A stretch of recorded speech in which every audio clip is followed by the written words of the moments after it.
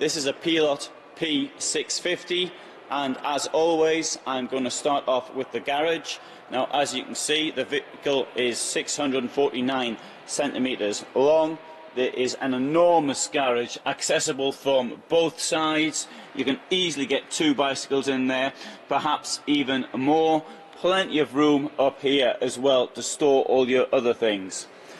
Coming to the door beside it, you've got room for 2 gas tanks, and that'll be very easy if you're on refillable. Just drive up the petrol station, fill them up, or if you don't want to go down the route of refillable, you can get the usual ones, and that'll be relatively easy to put inside. Now, the door itself has a insect screen which comes across very easily, so that's a very nice feature. Many vehicles, of course, do have them, but not all of them are that easy to come across.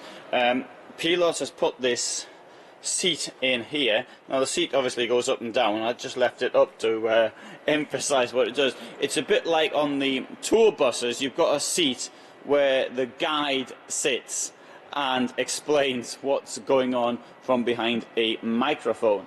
This seat's got no seat belt. Well, maybe you want to actually sit on the seat and watch the world go by outside. Well, that may be one thing you could do. There you are, sitting on the seat, and that would be the view I have from here.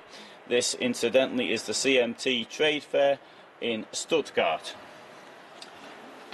Of course, you may prefer to sit next to the beach. Around the seating area, got L-shaped chairs, plenty of light from 2 skylights, and turning around we have the bed. Now, there's plenty of seating space around the table, but there's only 2 beds, or 1 double. Now, the bed is a little bit curious because we have steps to get up to it, which makes it nice and easy, but unfortunately, if we put this middle bit in, we can scarcely get onto the steps.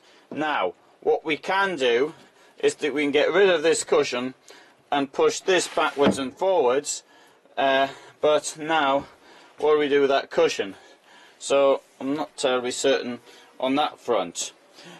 Under the bed, hanging space here and more hanging space there, so there's plenty of hanging space. And of course we've got these steps up to the bed which don't come that way up but do have space under them, so that may be of use. Under this one we have the heating. Nice little feature. We've got an electric point there. The bathroom is well equipped, and it's using the hidden wall feature that appeared in Hymer van, the one that I had, for example. This comes out like that and creates a shower unit. The tray at the bottom is a good shape so that when you go in to use the toilet you don't get your feet wet, and obviously you take it out before using the shower. Personally, I prefer to have 2 plug holes in anything.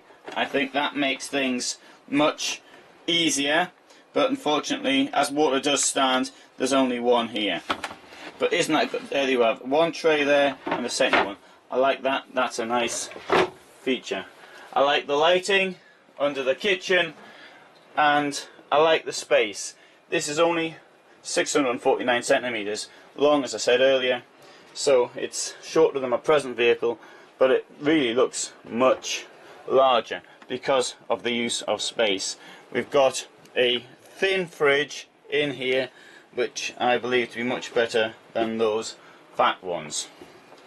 Now, with the exception of that rather unusual bed design with the steps in the position they are, I like the vehicle. Now, but being practical, how could one put those steps anywhere else?